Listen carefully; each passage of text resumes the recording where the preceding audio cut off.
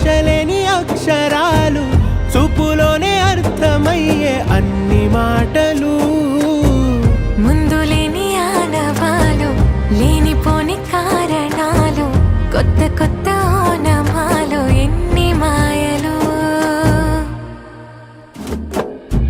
కథలెన్నో చెప్పారు, కవితల్ని రాశారు.